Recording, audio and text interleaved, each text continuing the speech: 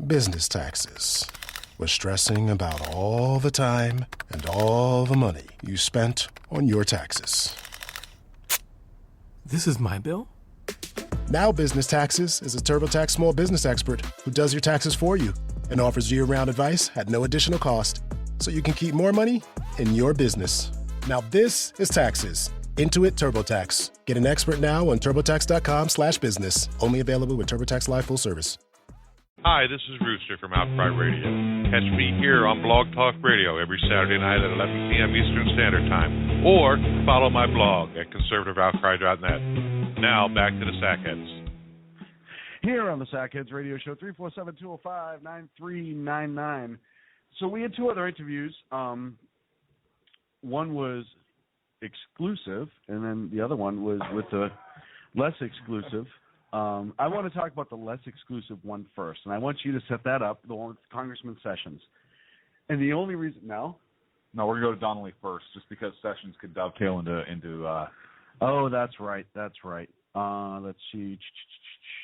So Tim Donnelly is a state of California assembly member, and he's running for governor of the state of California. To give you a little bit of background about Tim Donnelly, he established one of the largest Minutemen group in the state of California in order to guard the border because immigration laws were not being enforced. He's the Tea Party favorite. He gave an electrifying speech during the candidate speeches, and he had the biggest response. I mean, his group there was just phenomenal. They're great people. We had the opportunity to meet him and to actually discuss him briefly. We hope to have him on and to get a fuller interview with him on a couple other issues. But he seems to be the Tea Party favorite. I don't know that I think that establishment Republicans are looking at another candidate, specifically Kashkari. However, Donnelly seems to be the one who had, in my opinion, the biggest fanfare, the most support there at the convention, and really hope his campaign is able to hold and get the endorsement from the GOP in the primary. I saw there was an LA Times article where it says Tim Donnelly gets the unofficial endorsement at the GOP convention, and there were other candidates, like I said, Neil Kashkari and so forth. But Neil Kashkari and Tim Donnelly seem to be the two heavy hitters for this race, and the difference that they got in terms of reaction during their speeches was, Neil Kashkari kind of got, people applauded after his speech and so forth, but Tim Donnelly, again, just electrified the room with what he was talking about. He spoke about the need for to be energy independent, to go after the shale off of the coast of California. He talked about individual liberties. He talked about the education system in California. He talked about business. And specifically, look, in California, there was a political ad that's being run here, and it features Texas Governor Rick Perry. And again, this ad is being run in California, and he's talking about how the business climate in California is horrible. And in Texas, he's basically saying, hey, come to Texas, where we have low taxes, very business friendly. He's essentially trying to pull business from the state of California into his state. We caught up with Tim Donnelly, and I was able to ask him a question specifically about that, because jobs is a huge issue in this state. And let's do you have the clip available? Yep, ready to go when you are. Rocco, roll it. Hi, Mr. Donnelly, Kids Radio. Thank you very much for your time speaking with me today. No, it's great to be on with you, Clint. I know you're busy today, so I have one question, if I can have your time. Texas recently released a television commercial that aired here in California with Governor Rick Perry talking about how the business climate in California is so bad and how businesses are thriving in Texas, basically attempting to pull businesses from the state of California into Texas. As governor, how do you begin to counter that? Look, First of all, we need a governor who cares enough to actually fight. And when Governor Rick Perry came out here, and he's a great salesman. He's coming out here stealing business after business after business, and it's not a hard sell. The cost in Texas for electricity is 3 times less. You can get a building built in 9 months in Texas, and it takes 18 months here on average. But the key is to have a governor who understands it and uses that bully pulpit to do a U-turn on the regulatory climate. We need to make California the most attractive place to do business on the planet. And that means you feel good about being here. And the government treats you with respect. They get out of your way so that free market, free enterprise can prosper. Great. Sir, I appreciate your time. Yeah. And thank you very much.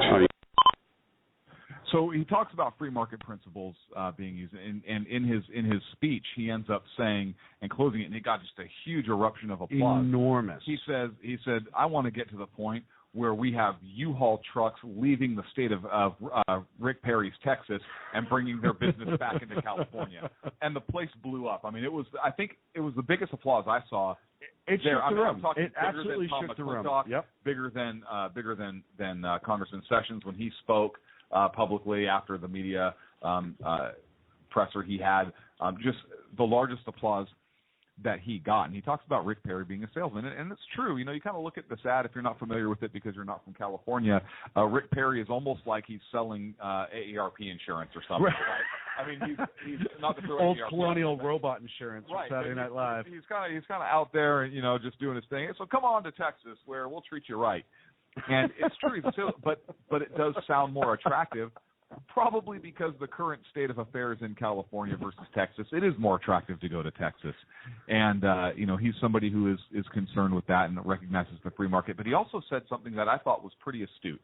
He talked about energy prices, and that being a component, what I got out of it, of business costs here in the state, in addition to building. Why does it take so long to get facilities, to get things built here in the state of California? Is it horrendous regulations and on, whereas those restrictions aren't as harsh in Texas?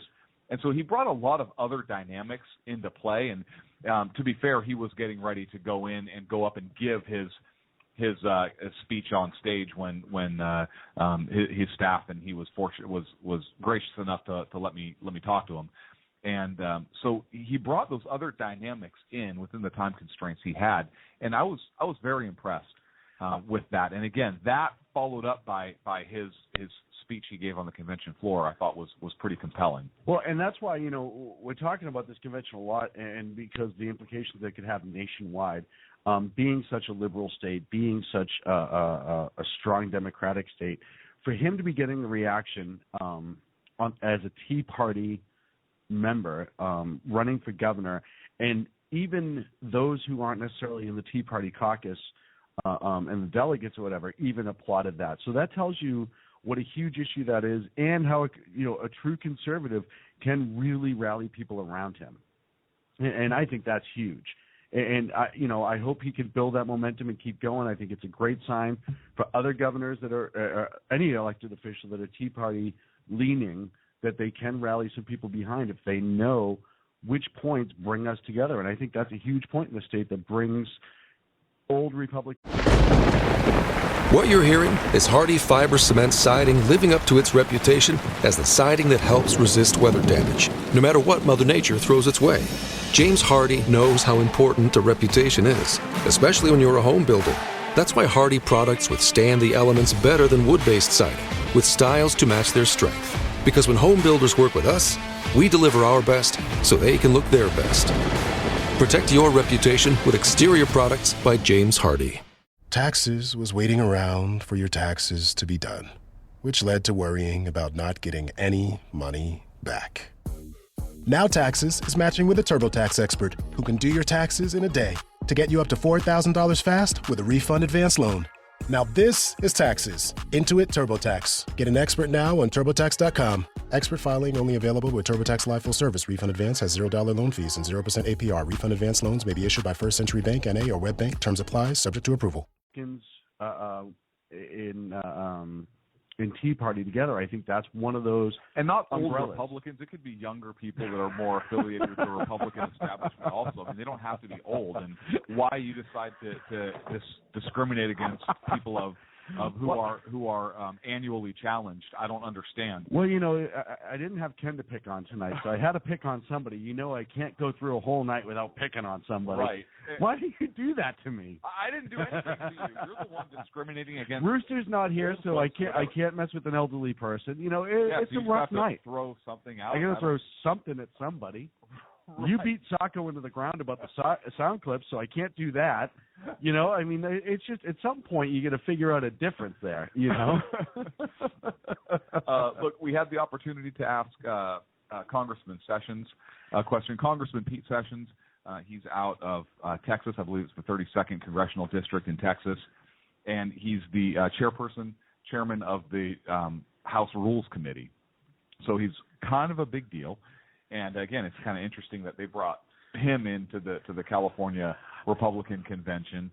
But that was one that you brought up, and why he was there, and it's really I couldn't make the two click. Look, he's a heavy hitter in the Republican Party. They're trying to bring California back. Right. They understand the condition the state Republican Party is in, and to do that, they really have to unify. Particularly with their Tea Party or their conservative Republican folks, and he's fairly conservative. I don't think he's not Tea Party, but he's fairly conservative, and they have to unify that. He has a lot of experience in that area, and I think that's why they brought him in. Now we were in this press group, and he was getting questions about, and he was clearly getting irritated, which is great. Even better. Because the media there we're in California, right? They were all left leaning. Associated Press was there, like I said, I believe. AP, LA Times, San Francisco Chronicle, and Washington Times had somebody there. And who was asking questions from what paper? I don't know, but they were left leaning, and they asked them questions. Like one question was, there's no something to the effect of there's no women's facilities in your district in Texas, and he shot back with. Yes, there are. They're able to get care at these facilities and blah, blah, blah. And he was clearly irritated with those types of questions, and particularly with how many seats they're trying to pick up in the Congress and so forth. That and Obamacare. They went on Obamacare but from the left side about how great it is, and essentially was like, how can you not see the wonder in this Obamacare thing? And he nailed it. Is that a direct quote? I think so. I think that was definitely from one of the news. So that's kind of setting the scene. So he's here in California, in the belly of the beast. He's talking to media, which is clearly left. And then he said he was going to take two more questions. And so I raised my hand, and another reporter raised her hand. He said, "Okay, I'll take you two," referring to her and Thank me. Two-part question. Oops, sorry. And so she tried to defer, and she tried to say, "Oh, go ahead," because she wanted the last question. And he said, "No, ladies first," essentially saying, "No, you've kind of pissed me off, so I'm going to let." And you're not going to dictate to me which way I'm going to take my questions in. You know what I mean? Like I've let you beat me up for the last 20 minutes, and I've been nice. I thought it was interesting, and so she asked another question about Obamacare, about a healthcare related question. And then I got to ask my question, and I was the only one that asked something off topic. And do we have the clip, Sacco? Yeah, the 800-pound elephant in the room. Here we go. Okay, go. Congressman, thank you. Two-part question off the healthcare topic. Number one is there seems to have been a breakdown in relations between the United States and Russia since November 2011, when Secretary of State Clinton called into question the Russian electoral system. And since then, February of 2012, the Russian Admiralty came out and said that they're going to start their ballistic missile submarine tours worldwide. Again, up to that point, they've done 10 a year since the collapse of the former Soviet Union, and they've been mostly local. Since February of 2012, we've seen Bear bombers coming up towards Alaskan airspace, coming up towards California and flying north. We've seen Soviet missile submarines in the Gulf of Mexico as well as off the eastern coast of the United States.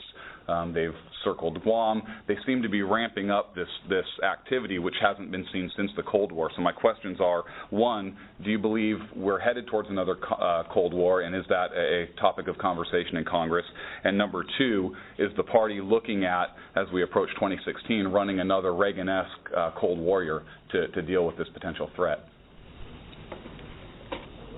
The marketplace in world military affairs and diplomatic affairs have found themselves turned upside a number of times. There are countries that have formed relationships, notwithstanding the EU, notwithstanding the subcontinent, as you dealt with the Pakistan and India circumstance, as you dealt with trade agreements. The United States will find itself in a continually moving forward economic world involved in these things as long as we need energy and oil from other countries. And the Republican Party, in fact, understands better than I think Democrats do, although they're learning, that the economic vitality as enunciated by any advantages that we're seeing economically have come as a result of decreased cost on energy. We didn't have, despite this being one of the worst winters ever, you did not see a spike of home heating fuel. You did not see people out in the cold. You saw ample supply. You saw the price reduction. And what Republicans are going to talk about is how we can influence world affairs instead of being deeply involved, because we need the energy as it finds itself, whether it be in Kazakhstan, across to the Middle East. We want to find ourselves where we are self-sufficient. And I would suggest that rather than engaging in what might be a Cold War activity of beating up or producing, encouraging nationalism here in the United States against Russia, against other countries, we would want to find a way to effectively put ourselves where we can be a resolver of problems. Now, the last thing, which you didn't get into, I don't want to get into, but every single country is dealing with terrorism, and they're dealing with the problems of drugs. And these narco-terrorists will continue to dominate as long as we allow them to, and we've got to figure that out also. And lots of these groups get their money the same way. So I think that the best way to do it is making our country stronger, not having to give away what might be the XL pipeline to China, who in the short and the long run is a key adversary. They are out flexing their muscles. So I think I would answer it, we need to have a great energy policy here in this country. So he basically, he didn't say anything about a Reagan-esque Cold Warrior, which answers that question in and of itself. Right. But he talks about, and he kind of went about it in a roundabout way, about, hey, we don't want to stir up this nationalism. If he would have left it at that, I would have been concerned. But he said we don't want to stir up this nationalism about against Russia. So they don't want to push a Cold War, which I get. I get why he's saying that. But he also talked about energy, which was interesting. So the talk, what I gathered from that is, hey, they're not talking about a Cold War in terms of a military buildup. What they're talking about is energy policy in order to squeeze the Russians, because that's how they get a majority of their income. A large portion of their income is through energy. petroleum and natural gas. And again, that was Congressman Pete Sessions from the 32nd District of Texas. And he talks about, look, how Reagan defeated the Russians was through and during the Cold War was through energy. Right. They couldn't afford the costs, and Reagan certainly had an energy policy as well as a Cold War policy that was able to deal with that, and consequently the Soviet Union collapsed. And I think that's where he was going without coming right out and saying it. I understand. I believe they want to be very careful right now with the rhetoric against Russia. I don't know. I would have just been just as happy if he would have said, yeah, we need to build more carriers and park it over there, send the 7th Fleet. And send a message. Yeah, and send a message. I would have been like, okay, salute the flag and keep going, right? But but he talked about energy policy, which was telling to me in that I believe that's where their discussions are focused. They're not focused on the military buildup or on the nationalism in terms of U.S. versus Soviet Union or U.S. versus Russia. They're focusing already on energy policy, and that being the driving factor in order to squeeze Russia. That's what I got out of it. Well, and it's a good time, too, because, with the Keystone Pipeline coming up and the increased shale and fracking and all that stuff, as Iggy pointed out in the chat room, heating oil in some areas are up over $5 a gallon. I remember when I was buying heating oil back east on the East Coast for 75 cents a gallon, and it wasn't that long ago. Look, and you can get heating oil in a massage parlor for cheap. Different oil. Different oil altogether. I didn't look from California. I don't know things. I almost wonder if that's going to be the GOP's approach on this is, you know what, we need to drill, baby, drill, just like we've been saying we've needed to for a long time. Look, the GOP, Sarah Palin, they were wrong on Russia. I'm sure they're wrong on drill, baby, drill. and make sure we produce enough energy, and then I'm sure what that does, I'm hoping that's what it does, if we do strictly we sell to the EU and then sell within country, that'll drive our prices way down, because the other thing that needs to happen is if we can get our dollar to spike and if we can get people to build wealth here and we can actually become a wealthier nation because of the energy, then that'll hurt even more, because if the worst thing for Russia right now would be to be choked out of their energy and their finances. I just like the fact that you said Russia choked out in the same sentence. But if we could sell our money, if we could sell our oil and natural gas to Europe, if we can keep them from buying Russia's oil and natural gas, that'll hurt their purse. It'll increase our purse, and the side result is we'll be making, if they do it right, we could be making enough energy and oil that our prices here will drop. People will have more money to invest, and people will have more money to do X, Y, and Z with, and it's kind of an everybody wins situation. Well, and what that would allow is if we started exporting our energy resources, it would give those European nations a reason to give tougher sanctions to Russia. Right now they don't. Great Britain gets a lot of their energy for them. What is their incentive for having any kind of referendum against the Russians? There's really not any. So it would certainly open up their ability. Now, about the dollar, it would certainly help our economy as long as our spending policy and our fiscal policy is in line with that, because we can't have one and then just spend more because now we have more money. Right, but that opens them up to that other prong to push out and say, hey, you know what? Now we're making all this money. We got to stop spending it and printing it. It does, but they would have to combine both for it to be effective. Now, something else we talked about Russia, and this kind of dovetailed right in. Look, the sanctions are a joke. Oh, I know. Against Russia. I know the point's been made. President Obama is doing his NCAA bracket while Putin.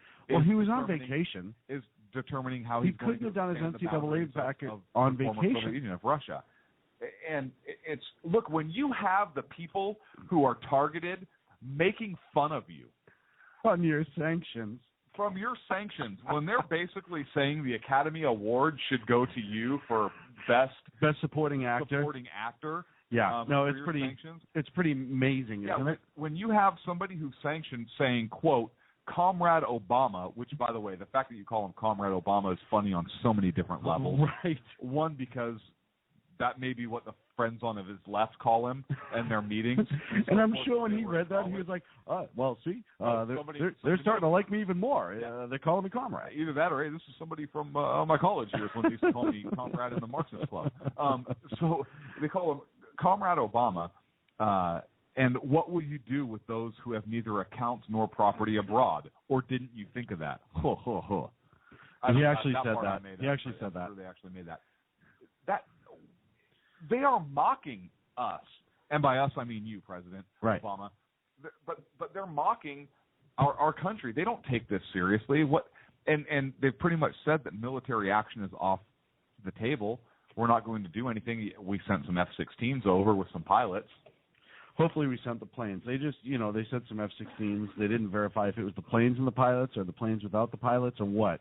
We're hoping or if it's they full. were model aircraft. Just like a. That's true. I didn't even think. Right. It was Biden saying it. Right. So we're going to send 16 to Poland, 16 F-16s. He just pulled out a box. He pulls out a box of snap tights, and here they are. Right. There's no paint or glue. Because I sniffed it all. They should really. I dare Joe Biden to send a box of model fighter aircraft to Poland and say, "Here's the aircraft we promised you." Love Joe. And the other thing that needs to get done on top of Joe sending those over is the Eastern European missile defenses need to start yesterday. We said that the first week this came down. It needs to start. We pretty much nailed it. Right. Well, we nailed a lot of it with that. And reports coming out now that Ukraine's essentially just given Crimea to Russia. They've done fighting for it. They've had a fatality already in this from alleged Russians that killed a Ukrainian naval officer, and they may have a couple more hostage. All this other stuff's starting to come out, and really we need to figure something else out than what this president is doing. And, if that means we need to figure out a new president, then so be it. So how does Russia, and what you meant by that was elections. Yeah. Yeah. So what concerns me is how does Russia connect Crimea? How do they get supplies to the Crimean region? How do they get they're going to have to go through the Ukraine. If they want to truck things in? No, they'll just, I bet you they build a little port on that little strip of waterway they have and run it over. Like run it over? Yeah, literally. With Nikes? Like Nikes. What, they're going to build the port and then run the port over? Why would they All I do see that? is Putin shirtless with one of those giant Maersk containers on his back, just trudging through the water. Just, there you go, comrades. Here's your vodka. I want to see Putin shirtless, like christening a naval vessel with just like a big bottle of champagne or something, or a bottle of vodka. I don't know, whatever they christen vessels with over there, and have like a big chunk be taken out of the ship, or just knock the whole ship over. Like it's going into the water, and the whole thing just capsizes when he hits it with a bottle of vodka. Oh, that's awesome! I like that idea. I think we should nail it like that. Any news on the jetliner? Yeah, so Australians reporting they have two large pieces in the water 2,200 miles southwest of Australia. That's going to be somewhere near Antarctica at this point, I'm thinking. Nothing's confirmed yet. Or Canada if it went all the way around. Right, if it really, really got that current. The Australian guy with all the scrambled eggs on his shoulder, I was reading as we were listening to the session, said that they haven't confirmed what it is yet. It could very well be something off a container ship, but they're not saying this is it. They're just saying they get a bead on two items and that they're sending ships that way. So we'll find out about that. If it is, it blows my whole theory on what happened to that flight and what the possible outcome could have been. I honestly was under the belief that it was taken over and it was somewhere in eastern Pakistan. Not Pakistan. It's right nearby. Okay, is that Western Pakistan, rather. Is that by like the Green Bay Packer stands? Yes, it's right near. Okay, it's right near the beer aisle. Yeah, next to the Green Bay Packer Georges and the Packer Freds, and then you got the Packer stands, and they all kind of hang out together and form their own little cliques. So we. Because and here's the way I looked at it is, if it is the Taliban, if it is Al Qaeda, if they took it over, if they used those pilots because they could have very well done that to take the plane over because they wanted it for other nefarious reasons, they could have shot themselves in the foot. Not literally. Well, perhaps they did. We just don't know that yet. Because if they took that plane over there and they killed everybody on board, and the majority of it are Chinese citizens in Pakistan, China's mad, and China's mad for several reasons. One of it is that people are outraged. And China actually is starting to make their people happy the last few years, and I don't think that they want to upset that. And it would be interesting to me, if that's the case, what that does. If China just turns around and says, oh, you guys have it there? We're going to be right there. We'll be right there to pick it up. Overfly everybody, bomb the hell out of Pakistan, just left and right, up and down, and just walk away. Because China doesn't have, listen, they don't care about collateral damage. They're very,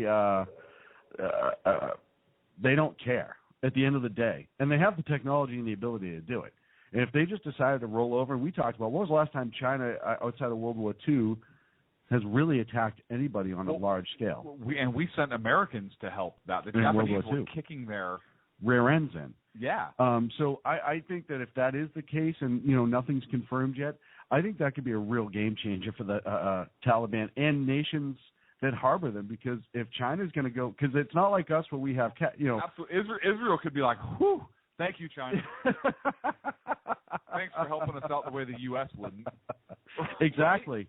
Wow, who would have thought that one of Israel's tightest allies was China all of a sudden? The enemy of the enemy is my friend, and that that could very well come. And there's a bunch of theories out there right now. I know Reactionaries in the chat room says it's in a hangar in northern Australia. I've seen that it's been in possibly in Diego Garcia. I've heard Area 51. I can't confirm that. 52 as well. 52 as well, and 55, 46. which I said earlier in the chat room. 55 is the honeypot. That's where all the good stuff is. Yeah. And Bermuda Triangle. Did some weird shift and ended up in that region. So I've heard a bunch of different theories. I don't know which one I put most credence into. No, I don't know. And listen, until they either find it or, unfortunately, it gets used as a weapon. And that was my biggest fear from the beginning. When you start reading all the radar tracks and it took that left turn, and then you find out that the guy's family moved out. Was that in Albuquerque? Yeah. Okay. The guy's family moved out the day before. There's a couple pictures out there. The flight simulator thing for the captain didn't bother me at first because I know pilots that have it because they get certain amount of credits for certain things and all this other stuff. But now that they actually pulled the flight simulator and they're starting to get data off of it, they're realizing that there's some flight plans that were erased out of it that could quite possibly have been to landing strips in 5 or 6 different Southeast Asia or the Middle East. So it's going to be interesting to see what comes about. And look, this may be a mystery, honestly, that never gets solved. They may never find out exactly what happened. They may be able to ping, whatever components on a jet they can ping, the engines or whatever. But bottom line is they may, if that thing disappears, they may never be able to truly understand what happened to the passengers or whatnot. I have Socko in my ear saying 90 seconds left. My friend, it has been a wonderful show. It has been a wonderful show, and welcome home, guys. It was a nice trip with you boys, and I really, seriously, you guys were just on it this weekend. I can't thank you enough for the hard work that you guys did. No, you too. Like I said, we talked about it briefly. We all have our role. We all do our roles very, very well. It all came together very well. Successful convention. Socko, you kept us up and running with everything that you did. Sean, you kept us out there with the social media and so forth, and I kept us out there on the face-to-faces, and it was really good working with you guys and being out there. I look forward to doing it again. Yeah, hopefully fall. Hopefully fall, and who knows? Maybe the national convention if we can get it. I'm down. Absolutely. Flat tires. So for Sackhead Socko, Sackhead Flint, this is Sackhead Sean. We will see you next Wednesday night at 8 p.m. here on the Sackheads Radio Show. Check us out, sackheadsradio.com. You can actually see pictures from the event. Let's see if you can guess who is who in those pictures. Throw it under. I want you to throw it under the comment section. It's the first one. You can get pictures and see who is who, what your guess is. So put your name and what your guess is on those pictures. It'll be interesting to see. Here's a little hint. I tagged Socko. We'll see you next week.